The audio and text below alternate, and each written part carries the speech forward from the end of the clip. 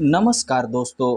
मैं हूं आप सभी का दोस्त कृष्णा और मैं आप सभी का अपने channel KP Hindi audio book में स्वागत करता हूं। दोस्तों, हम सभी के जीवन में रोटी, कपड़ा और मकान के साथ साथ ज्ञान का भी महत्वपूर्ण स्थान है। आपका ज्ञान आपके जीवन का पोषण करता है, आपके जीवन को सरल बनाता है। इसलिए हर व्यक्ति का यह दायित्व है कि वह आवश्यक ज्ञान प्राप्त करे। दोस्तों, हमारे चैनल का उद्देश्य अच्छी अच्छी किताबों को पढ़कर सुनना और सुनाना है। आवश्यक ज्ञान को प्राप्त कर जीवन को सरल बनाना है और जीवन में समृद्धि करना है। अपने चैनल में आगे बढ़ते हुए मैं आप सभी को जो पुस्तक पढ़कर सुनाने वाला हूँ उसका नाम है the science of getting rich, मतलब धनवान बनने का विज्ञान। इसके लेखक हैं वेलेस डी वेटलेस। तो आइए शुरू करते हैं। पुस्तक के शुरुआत में अपनी प्रस्तावना में लेखक लिखते हैं, यह पुस्तक व्यवहारिक है, दार्शनिक नहीं। यह एक व्यवहारिक मार्गदर्शिका है, सिद्धांतों का कोई शोध प्रबंध नहीं। यह उन सभी के लिए है जिनकी सबसे ज़बरदस्त आवश्यकता पैसा है, जो पहले पैसा पाना चाहते हैं और उसके फलसफे में जाना बाद में। यह पुस्तक उन सभी के लिए है जिन्हें आध्यात्मिक व पराभौतिक विद्या के अध्ययन में गहरे उतरने का अभी तक न तो समय मिला है, न साधन मिला है और न ही अवसर मिला है।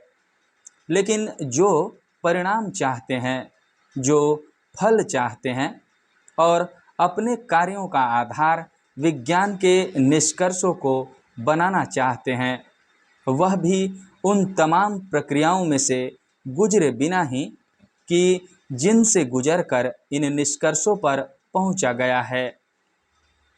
आशा है कि पाठक इन मौलिक वक्तव्यों पर उसी प्रकार विश्वास करेंगे जिस प्रकार की विद्युत क्रियाओं के बारे में वे मार्कोनी या एडिसन द्वारा घोषित किए गए वक्तव्यों पर करते हैं।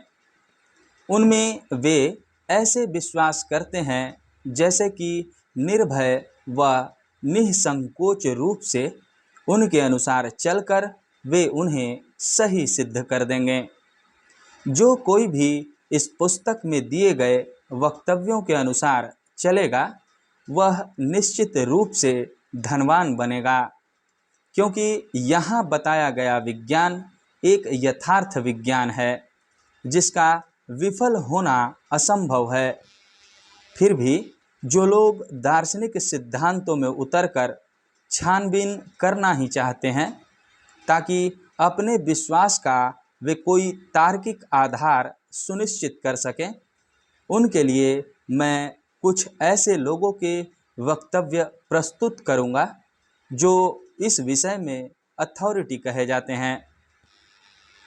विश्व में एकत्ववाद का या अद्वैतवाद का सिद्धांत, अर्थात वेदांत का सिद्धांत कि एक में सब है और सब में एक है, कि एक ही तत्व संसार के विभिन्न रूपों में प्रकट होता प्रतीत होता है, मूलतः हिंदू दर्शन से आया है और 200 वर्षों से यह पश्चिम में एक विचारधारा का रूप लेता जा रहा है।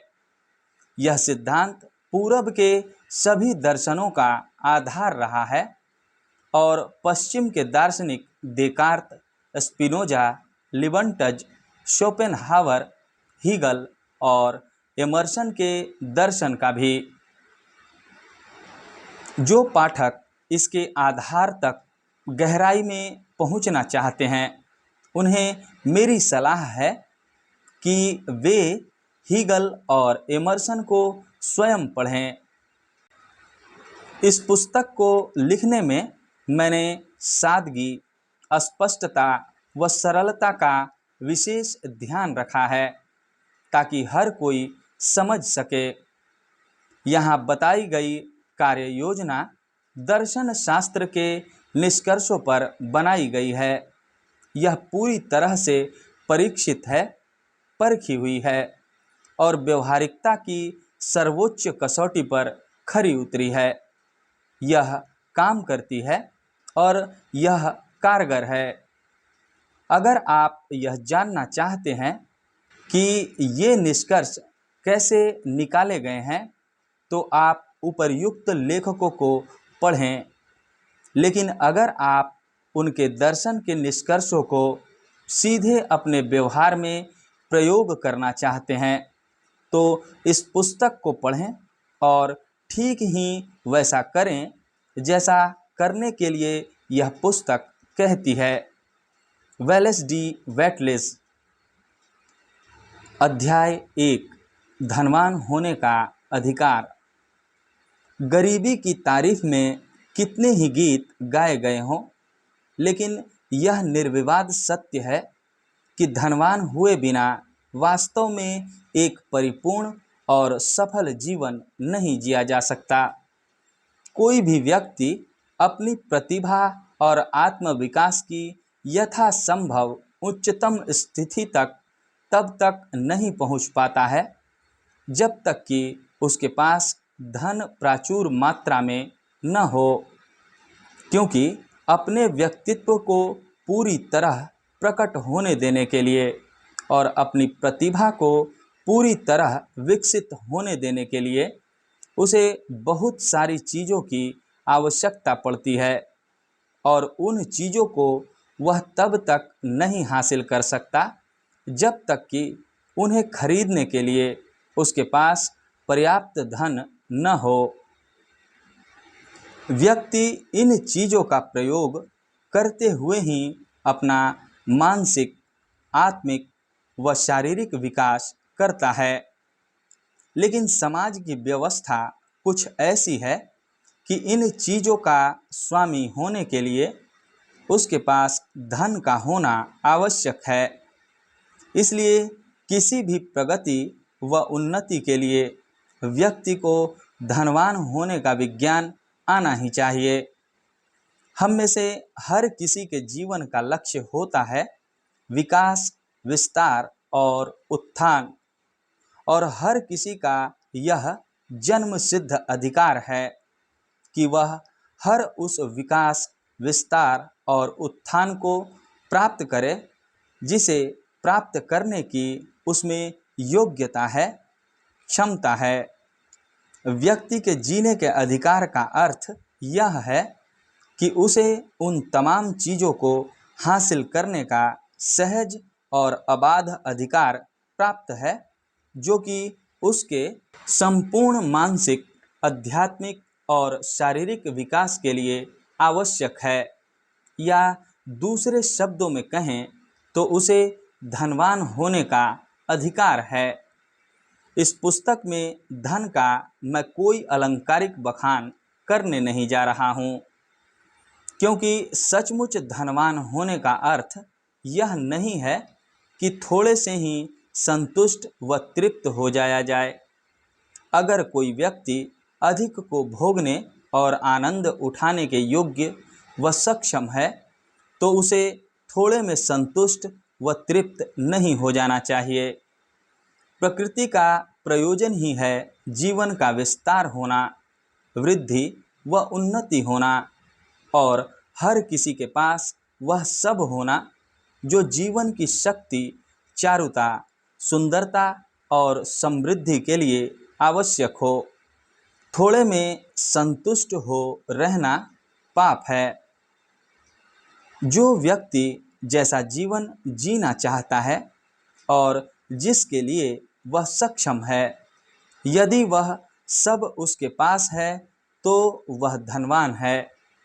लेकिन जिसके पास पर्याप्त धन नहीं है वह सब नहीं पा सकता जो कि वह चाहता है। रहन सहन अब बहुत आगे बढ़ गया है और इतना जटिल हो गया है कि साधारण लोगों को भी अपने जीवन की आवश्यकताओं की पूर्ति के लिए भी काफ़ी पैसा चाहिए होता है। हर व्यक्ति स्वाभाविक रूप से वह सब बनना चाहता है जो बनने की क्षमता वह रखता है। अपनी सहज संभावनाओं को पहचानने की इच्छा मानव स्वभाव में जन्मजात होती है। जो हम हो सकते हैं वह होने की इच्छा को हम दबा नहीं सकते। जो आप होना चाहते हैं वह हो जाना ही जीवन की सफलता है। जीवन में जो आप होना चाहते हैं वह केवल चीज़ों का इस्तेमाल करके ही हो सकते हैं और उन चीज़ों का इस्तेमाल आप अबाध रूप से तभी कर सकते हैं जब आप इतने धनवान हों कि उन चीज़ों को खरीद सकें। इसलिए धनवान बनने के विज्ञान को समझना किसी भी ज्ञान की अपेक्षा अधिक आवश्यक है, बल्कि कहना होगा कि सबसे अधिक आवश्यक है। धनवान बनने की चाहना करने में कुछ भी गलत नहीं है। धन दौलत की चाहना करना दरअसल अधिक धनवान होने की, संपन्न होने की, अधिक भरा पूरा होने की और जीवन में अधिक विपुलता होने की इच्छा करना है और ऐसी इच्छा का होना प्रशंसनीय है। जो व्यक्ति जीवन में अधिक प्राचुर्यता की इच्छा न करता हो वह प्रकृति विरुद्ध है, अस्वाभाविक है, उसमें कुछ गड़बड़ है। और इसी प्रकार जो व्यक्ति अपनी इच्छित चीज़ों को खरीदने के लिए पर्याप्त पैसा पाने की इच्छा ही न करता हो वह भी अप्राकृतिक है, अस्वाभाविक है, उसमें कुछ गड़बड़ है। ऐसे 3 हेतु हैं जिनके लिए हम जीते हैं। हम तन के लिए जीते हैं, हम मन के लिए जीते हैं और हम आत्मा के लिए जीते हैं। इन तीनों में कोई सा एक किसी दूसरे से अधिक श्रेष्ठ या अधिक पवित्र नहीं है और इन तीनों में से यानी तन, मन और आत्मा में से कोई सा भी एक तब पूरी तरह नहीं जी सकता जब बाकी दोनों में से एक को भी जीवन में और अभिव्यक्ति में कम कर दिया गया हो। केवल आत्मा के लिए जीना और तन व मन को नकार देना, वंचित कर देना न तो उचित है और न ही महानता है। तन व आत्मा को नकार कर केवल बुद्धि के लिए जीना भी अनुचित है। केवल तन के लिए जीने और मन व आत्मा को नकार दिए जाने के घिनौने परिणामों को हम सभी जानते हैं। हम साफ तौर पर देख सकते हैं कि सार्थक जीवन का अर्थ तन, मन व आत्मा द्वारा की जा सकने वाली सभी अभिव्यक्तियों का प्रकट होना है। कोई व्यक्ति कुछ भी कहे लेकिन वह तब तक सचमुच सुखी व संतुष्ट नहीं हो सकता जब तक कि उसका तन अपने हर कार्यकलाप में पूरी तरह से न जी रहा हो और जब तक कि उसके मन की और आत्मा की भी अवस्था ऐसी ही न हो। जहाँ कहीं भी कोई संभावित कार्य अव्यक्त रूप में रहता है या कोई कार्य ऐसा रहता है जिसे किया नहीं गया हो तो वहाँ इच्छा अतृप्त रूप में बनी रहती है। इच्छा वह संभावना है जो कि अभिव्यक्त होना चाहती है या वह कोई ऐसा कार्य होती है जो किया जाना है। मानव अपने तन में तब तक पूरी तरह नहीं जी सकता जब तक कि उसके पास भोजन न हो, आवश्यकता अनुसार वस्त्र न हो और सिर छुपाने की कोई सुरक्षित जगह न हो और उसे परिश्रम की अति न करनी पड़ती हो। विश्राम और मनोरंजन भी उसके शारीरिक जीवन के लिए आवश्यक होते हैं। वह अपने मन से तब तक पूरी तरह नहीं जी सकता जब तक कि उसके पास पुस्तकें न हों और उनको पढ़ने के लिए उसके पास समय न हो। यात्रा करने व अवलोकन करने के लिए उसके पास अवसर न हो, या उसके पास कोई बुद्धिमान संगी साथी न हो। मन में पूरी तरह जीने के लिए उसे बौद्धिक मनोरंजन की आवश्यकता होती है और उसे स्वयं को ऐसी कलात्मक व सुंदर चीज़ों के बीच रहने की भी आवश्यकता होती है जिन्हें वह प्रयोग कर सके, जिनकी प्रशंसा कर सके, जिनका आनंद ले सके। आत्मा में पूरी तरह जीने के लिए उसमें प्रेम का होना अनिवार्य है, लेकिन गरीबी द्वारा प्रेम की अभिव्यक्ति को दरकिनार कर दिया जाता है। व्यक्ति को सबसे अधिक सुख और प्रसन्नता तब होती है जब वह उन लोगों को कुछ देता है जिन्हें वह प्रेम करता है, क्योंकि देने में ही प्रेम अपनी सबसे अधिक स्वाभाविक व सहज अभिव्यक्ति अनुभव किया करता है। जिसके पास देने के लिए कुछ नहीं है, ऐसा व्यक्ति पति के रूप में, पिता के रूप में, एक नागरिक के रूप में और एक मनुष्य के रूप में भी कभी पूरा नहीं कहा जा सकता। भौतिक चीज़ों का उपयोग व उपभोग करने में ही व्यक्ति अपने तन का पूरा जीवन जीता है, मन को विकसित करता है और आत्मा को प्रकाशित करता है। इसलिए उसके लिए यह परम आवश्यक है कि वह धनवान हो। यह पूरी तरह से उचित है कि आप धनवान होने की इच्छा करें। अगर आप सामान्य व्यक्ति हैं तो ऐसी इच्छा किए बिना आप रह ही नहीं सकते।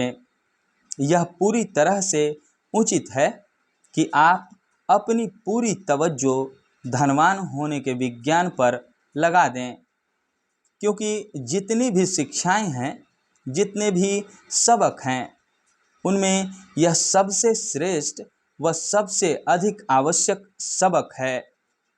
अगर आप इस शिक्षा को, इस सबक को उपेक्षित कर देंगे तो आप अपने प्रति, ईश्वर के प्रति और मानवता के प्रति अपने कर्तव्य को उपेक्षित कर देंगे, क्योंकि ईश्वर की और मानवता की सेवा आप उतनी ही बड़ी कर सकते हैं जितना बड़ा आप स्वयं को बना सकते हैं।